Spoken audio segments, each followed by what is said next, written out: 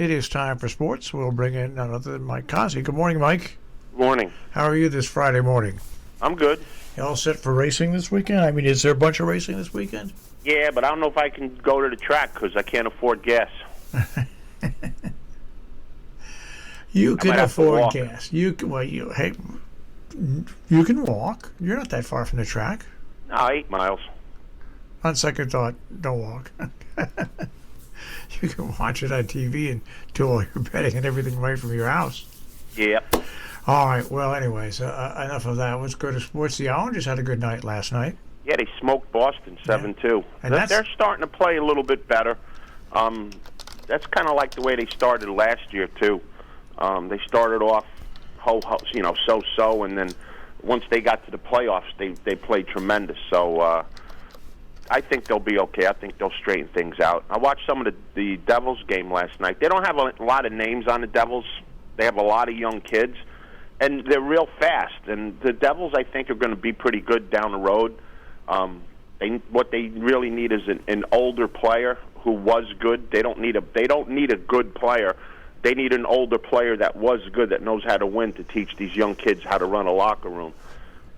Look for the Devils to make a move like that, which will help them out a lot. So I think the Devils have a future. The Islanders' future is now. They're starting to come back, and the Rangers are the Rangers. They stink. And they play Boston tomorrow.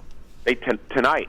Oh, it's tonight. Yeah, pardon me, tonight, yeah. They play Boston tonight, so let's see what happens with that, because after a 7-2 loss yesterday, I don't think Boston's going to be too happy. Boston's 11-4 on the year. They're in first place in their division with Washington. So look for the Rangers to get smoked tonight, because they're down near the bottom. Yeah, no, it's one of the worst things that in the world could happen to them is that Boston got whipped so thoroughly. Yeah, both teams played 17 games, Boston and the Rangers, and Boston is 9 points ahead of the Rangers, which equates to 4.5 games. That's huge. That's huge when you only played 17. Yep, absolutely. In basketball, the Nets won their 8th game in a row. They're down to Magic, and the Knicks won. They defeated the Kings 140-121, and it's still amazing to see how well the Knicks are doing. They are now in the 6th place, in the standings in the Eastern Conference, and they're doing it all with a bunch of kids. Like I said, 60% of their lineup are players from Kentucky, so they have winners on the team now. And they're only one game out of being actually in 4th place. So let's see if they can hold it together for the whole year. That's always a hard thing but they haven't had any injuries, so it goes from there. Are they letting people in games yet in the People's Republic of New York? Yes. The Garden holds 17,000 people? I think it is. So between 1,700 and 2,000 people can go in. Same thing for New Jersey. Wow. It's 15%. 15%. That's pitiful. How do people get tickets? Do you know? I don't know. Now, to be honest with you, I've never figured that out in football or anything like that. Especially when you're a season ticket holder. Yeah, especially when you got, like, if 1,500's the number for the Garden, there's probably 10,000 season ticket holders. Yeah. How's that work? I was thinking about that for football. They've paid their money already. You don't pay your money, you don't get your seats. So I've been wondering that same thing. I really don't think any season ticket holders paid for anything for hockey or basketball this year. If you paid money for season tickets this year, you have too much money. That's right. That's absolutely right. I don't know. My cousin's he's one of the big guys in security at the Garden. I'm going to ask him how it works. Maybe he'll know. Because I've been wondering that all through football and everything like that. You know what I mean? Yeah. When they let 1,700, 2,000 people in the stadium, and people forked over money, what do? I mean, I guess the people that get to go get to pay, and the people that don't, maybe they return the money. But find out for me, because that'd be an interesting topic to talk about. That's what I can find out. All right, what's coming up race-wise for this weekend for you? A lot of races at Gulfstream, but you have to deal with more craziness because you have horses, excuse me, especially the older horses who have run their entire life with Lasix, which allows them to breathe, and now they have to run without it. So not only you have to try to pick the best horse, you have to try to pick the best horse that runs without Lasix, and a lot of them have never run without Lasix. So the big races are big races in name only now because it's more like a dart contest than anything else.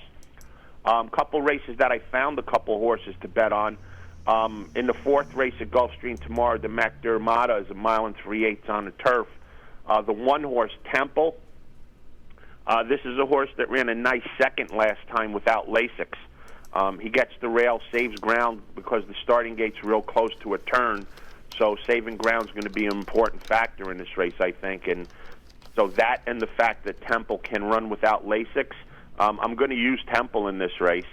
Another horse I'm going to look at who was kind of middle of the road last time, didn't get a great ride. Don't know if it was the great ride or the lack of Lasix, but I'll give Aquaphobia a shot in this race too. So in the fourth race tomorrow, I like the 7 and Aquaphobia a little bit, but Temple being able to run without Lasix is going to be my bet in that race. The 8th race is the Canadian Turf, 1 mile 16th on the turf. A couple horses I'm looking at in here. Again, one horse, a Todd Pletcher horse, who's run with Lasix his whole life and then has to run without it tomorrow, is the 9 horse, Winter's Back. Has a very, very good turf record, 4 out of 5 on the turf in the money with 2 wins. Has a second last time out at Gulfstream. But again, how's this horse going to run without Lasix? So we'll find out tomorrow. And my top pick is going to be the 6, Venezuelan Hug, trained by Danny Gargan. He's 3 for 5 with wins at Gulfstream on the turf, 5 for 9 lifetime. Ran last time at Gulfstream in the Sunshine Turf Millions without Lasix and won. So have to go back to that horse tomorrow. So the 6 Venezuelan Hug and the 9 Winter's Back in my 2 plays. The 14th race, which is the Fountain of Youth, a lot of these horses haven't run with Lasix, so you have pretty standard form here. And you have a couple that ran with Lasix and got their wins that way. So for me, they're tosses. So a couple of horses I'm looking at in here, one is going to be the favorite, the 8 Greatest Honor, trained by Shug McGahee. Won the Holy Bull by 5, and the 7 Tarantino ran second in that race. Both coming out of the same race I'm going to use with the exactas, but I'm going to take the Stranger in this race. I'm going to go down on the rail to drain the clock. This horse is 2 for 2 at Gulf, 3 for 3 at Gulfstream, actually. All 3 one-turn races. Gets the acid test going 2 turns tomorrow. But again, inside's where you want to be for these 2-turn races. Outside horses have a big disadvantage. If you look at the numbers, the percentages of horses winning outside the 5-hole is very, very low. So we're going to go with the 1, Drain the Clock, to win the Fountain of Youth tomorrow. And we'll go with the horses that finished 1-2 in the Holy Bull, Tarantino and Greatest Honor, to run second and third in that race. So there's your races for Gulfstream. They got 9 stakes tomorrow, but it's real tough betting because of that lack of Lasix. All right. Well, good luck. Let us know how you make out on Monday. We'll be here. All right. Have a good weekend, Mike. You too.